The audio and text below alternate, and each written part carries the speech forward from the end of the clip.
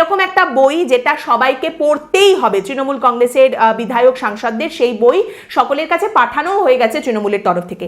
এই বইটা হচ্ছে বেসিক্যালি দিদির কীর্তি, দিদি কি কাজ করেছেন এতদিন ধরে সেই সমস্ত কথা এই বইতে লেখা রয়েছে। এই বইটা পড়ে নিয়ে দিদি এতদিন কি কি কাজ করেছেন সেগুলো জেনে নিয়ে বিধানসভা নির্বাচনের প্রচারে সেগুলোকে ব্যবহার করতে হবে। তাই এই বই সবাইকে পড়তে হবে।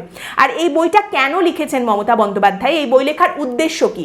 মমতা বন্দ্যোপাধ্যায় নিজে সেখানে বলছেন যে আসলে অনেকেই ওনাকে অনেকদিন ধরে বলছিলেন যে দিদি আপনি তো এত বছর ধরে এত রকমের কাজ করেছেন মানুষের জন্য, তো আপনি যদি নিজের মতো করে তার মধ্যে কিছুটা কাজও লিপিবদ্ধ করেন তাহলে সে সম্পর্কে আমরা আরও অনেকটা জানতে পারি। এবং সেখানেই মমতা বন্দ্যোপাধ্যায় বলছেন যে তিনি বরাবরই প্রচার বিমুখ, তিনি এই সমস্ত প্রচার টোচার একেবারেই ভালোবাসেন না, কিন্তু তারপরেও নেতিবাচক প্রচারের জবাব দেওয়ার জন্য তিনি এতদিন কি কাজ করেছেন, এত বছরে কি কি কাজ করেছেন সেগুলোর ধারা বিবরণী তিনি এই বইটিতে লিখেছেন। নিজের কাজ সবাইকে জানানোর জন্য নিজেই একটি বই লিখে সবাইকে তিনি পাঠিয়ে দিয়েছেন। মানে ব্যাপারটা এইরকম যে আমি নিজেই আজ নিজের গলায় মালা দিলাম এবং আমি নিজেই নিজের গলায় মালা দিয়ে আজ নিজেকে অত্যন্ত ধন্য মনে করছি।